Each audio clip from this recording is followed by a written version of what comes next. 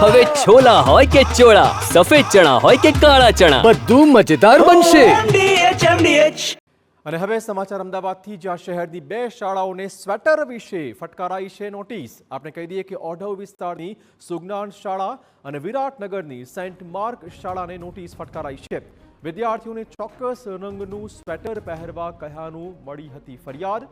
નિશ્ચિત દુકાનમાંથી જ સ્વેટર ખરીદવા આગ્રહ રખાતો હોવાની પણ ફરિયાદ સામે આવી હતી.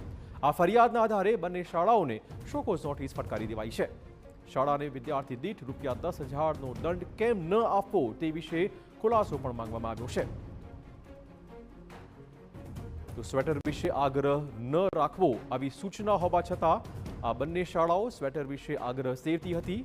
ચોક્કસ રંગનું અને ચોક્કસ દુકાનમાંથી જ ખરીદવાનો આગ્રહ રાખતી હોવાની ફરિયાદો મળી હતી. આ ફરિયાદના આધારે જ આ બંને શાળાઓને શોકોઝ નોટિસ ફટકારાઈ છે. ઓઢવ અને વિરાટનગરની આ 2 શાળાઓને નોટિસ ફટકારી ખુલાસો માંગવામાં આવ્યો છે. વધુ વાત કરવા જોડાશે અમારા સંવાદદાતા નરેન્દ્ર, શું છે વધુ વિગતો? જી નરેન્દ્ર.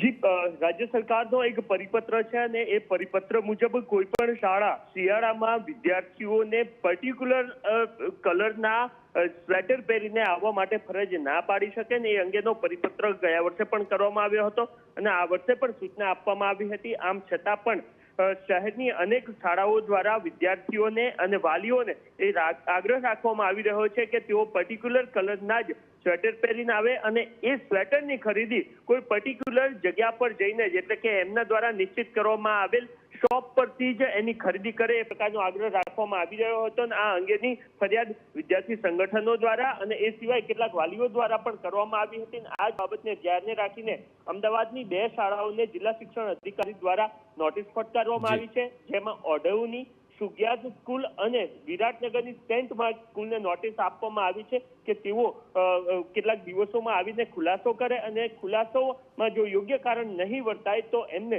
વિદ્યાર્થી દીઠ ₹10,000નો દંડ કરવા માટેનું પણ આ જે નોટિસ આપવામાં આવી છે એમાં સ્પષ્ટ લખવામાં આવેલું છે. બિલકુલ, ધન્યવાદ નરેન્દ્ર તમામ જાણકારી બદલ. તો હાલમાં અમદાવાદની 2 શાળાઓની મનમાની સામે આ કાર્યવાહી કરવામાં આવી છે.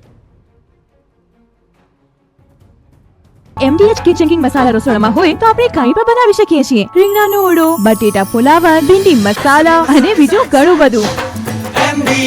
MDH